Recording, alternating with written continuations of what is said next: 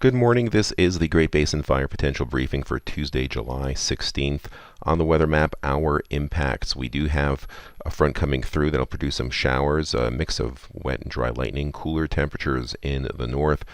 But in the southern, drier edge of the front, drier humidities and gusty winds, 25 to 35 miles per hour today in the enhanced orange areas. Starting to decrease in aerial coverage and strength as we go through Wednesday and Thursday, but still very dry with those afternoon breezes in those areas, and some of those areas have had recent lightning. Speaking of lightning, on the right-hand side, on our outer periphery in the far north and far northeast and far eastern areas, we've had some strikes. Precipitation fairly light for the most part. We continue to get new fire starts, about a dozen or so a day in the red circles. Recent fires in the yellow, existing large fires in the red open circles. Observe precipitation quite dry, not just for the past 7 days here on the left, but for the past 14 days also in many areas. We look at the short-term drought index, and we can see that over the 2-week period, drought conditions in the soil have started to show up here across our southern areas into Utah, Nevada, and parts of the Arizona Strip.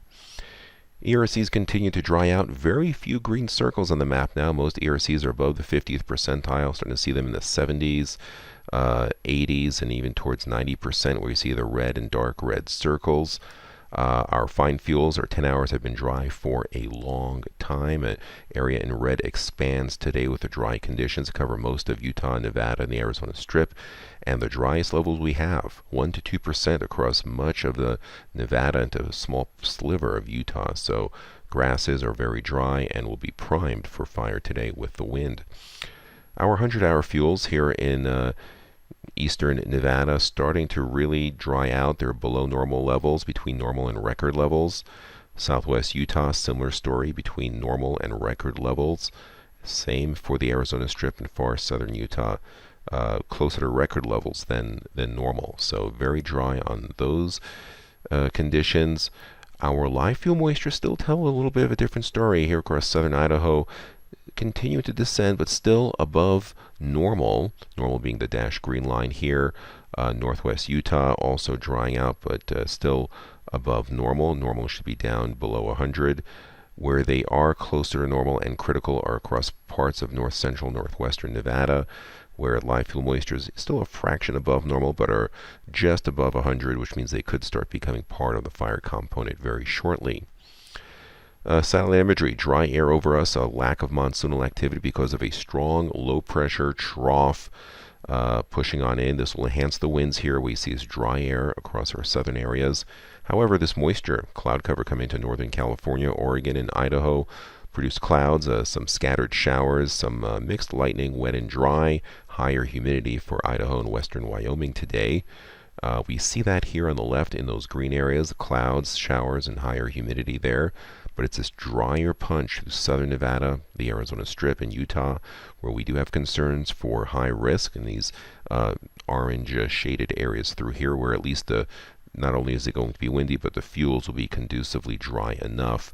Some of the higher terrain of southern and central Utah still not quite dry enough to support large fire with those winds, but we'll see them in a lot of our lower elevations. And the relative humidity in those lower elevations, 5, 6%, 9%, really bone dry, only getting up into the low teens into northern Utah, Nevada, but it does get considerably higher further up in Idaho. So even though it might be breezy there, humidity is 25 to 30%, no significant concerns in the north. Our concerns here will be where these enhanced winds are. These purplish shades, gusts could be in the mid-30s.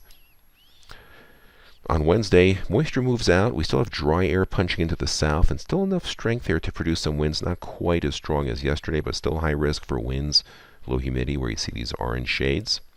Humidity levels, single digits to teens in our southern areas where we're most concerned, higher still in the north. And here's our area of enhanced winds in the orange and purple circles. Gusts in the orange, mid-20s, near purple, probably gusts closer to 30.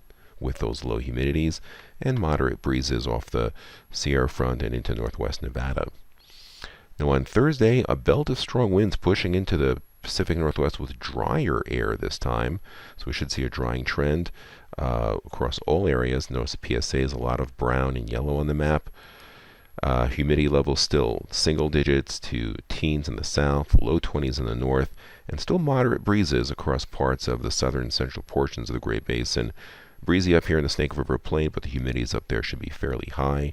No significant organized precipitation other than things that will be exiting the region later this afternoon. Further down the road on Friday, belt of strong winds in far northern areas. Otherwise, high pressure building in with heat but diminishing winds. And as we go into Saturday, notice this moisture down through here.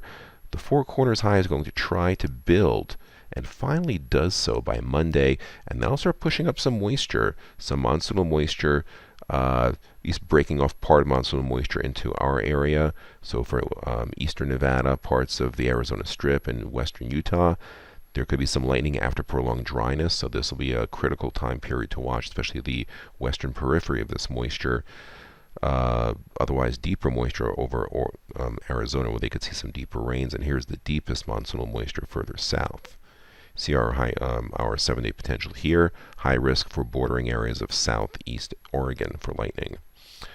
Still not a lot of precipitation through the 7-day period. Some drips and drabs through here, so some of that lightning will be coming in dry if it does develop.